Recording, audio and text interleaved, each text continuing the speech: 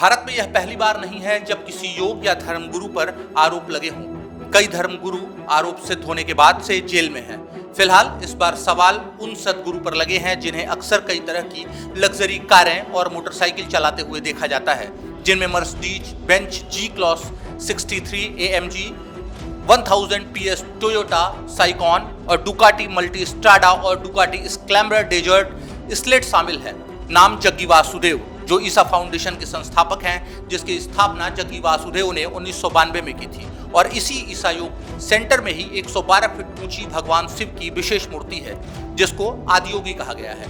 इसका उद्घाटन 24 फरवरी 2017 को महाशिवरात्रि के अवसर पर प्रधानमंत्री नरेंद्र मोदी द्वारा किया गया था। आपको बता दें कि सदगुरु का जन्म भारत के एक तेलुगु परिवार में जगदीश वासुदेव के रूप में हुआ था। वे 5 भाई बहनों में से सबसे छोटे थे। उनके पिता PB वासुदेव एक नेत्र रोग विशेषज्ञ थे जो मैसूर रेलवे अस्पताल में काम करते थे। 1984 में सदगुरु ने विजय कुमारी से विवाह किया और उनकी एक बेटी हुई। बाद में जनवरी 1997 में उनकी पत्नी का निधन हो गया। विजय कुमारी की महासमाज को लेकर काफी विवाद और कानूनी सवाल भी उठे, लेकिन बाद में इस पर कोई सबूत न होने की वजह से मामले को बंद कर दिया गया था। दरअसल कुछ लोगों का ऐसा मानना था कि विजय कुमारी की हत्या की गई है, जबकि सदगुरु के चाहने वालों में इसे महासमाधि ही मानी गई। सदगुरु ने मैसूर विश्वविद्यालय से उच्च शिक्षा प्राप्त की। अपनी शिक्षा के बाद शुरुआती दिनों में उन्होंने व्यवसाय में कदम रखा और मैसूर में एक पोल्ट्री फार्म शुरू किया। अब आरोपों की बात कर लेते हैं। यह आरोप लगाने वाले एक रिटायर्ड प्रोफेसर है जिनका नाम डॉक्टर S कामराज है, जो 2 लड़कियों के पिता हैं। इन्होंने मद्रास हाई कोर्ट में याचिका लगाकर सदगुरु यानी जग्गी वासुदेव और ईसा फाउंडेशन पर आरोप लगाया है। ईसा फाउंडेशन ने दवाइयों और खाने के जरिए बेटी की सोचने समझने की शक्ति को खत्म कर दिया। बेटियों का ब्रेन वॉश किया गया, जिसके बाद वो सन्यासी बन गई और उन्होंने अपना सिर मुड़वा लिया। बेटियों का परिवार के साथ संपर्क भी खत्म कर दिया गया।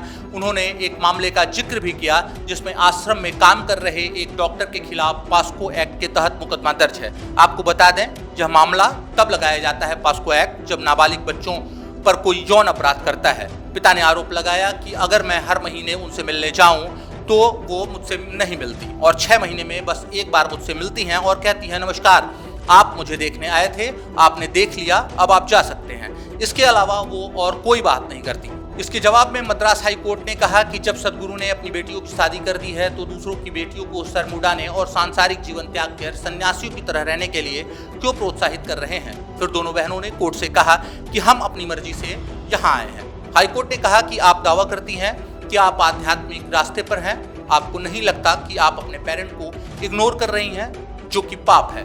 भक्ति का मूल सिद्धांत है सभी से प्रेम करो और किसी से नफरत मत करो, लेकिन हम देख रहे हैं कि आप अपने अंदर अपने माता पिता के प्रति कितनी घृणा रखी हुई है।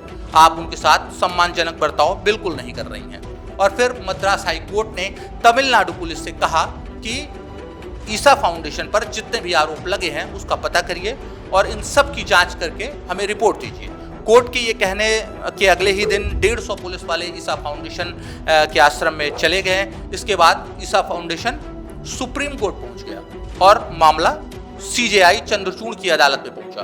उन्होंने दोनों बहनों से बात की। लड़कियों ने अपनी मर्जी से संन्यास लेने की बात कही। सुप्रीम कोर्ट ने इस सुनवाई के बाद मामला अपने पास ले लिया।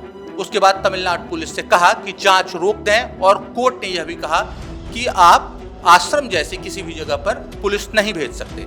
फिलहाल जो पुलिस वाले आश्रम में जांच करने पहुंचे थे उन्हें भी कुछ नहीं मिला। सुप्रीम कोर्ट ने पुलिस की जांच पर रोक लगा दी और ये कहा कि अब जांच कर रिपोर्ट उन्हें देना, मद्रास हाई कोर्ट को नहीं।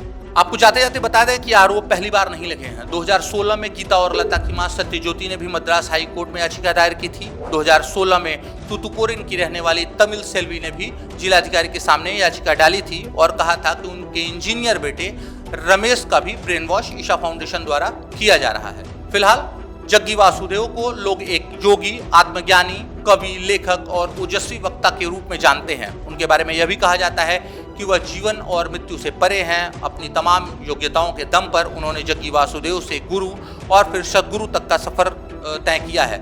ज्यादातर गुरु या बाबा अपने प्रवचन हिंदी में देते हैं, लेकिन सदगुरु जग्गी वासुदेव अपने प्रवचन अंग्रेजी में देते हैं। उनके भक्तों में ज्यादातर पढ़े लिखे और संभ्रांत वर्ग के लोग हैं। आप इस पर क्या राय रखते हैं कमेंट बॉक्स में हमें जरूर लिखें। नमस्कार, आप देख रहे थे संपन्न भारत।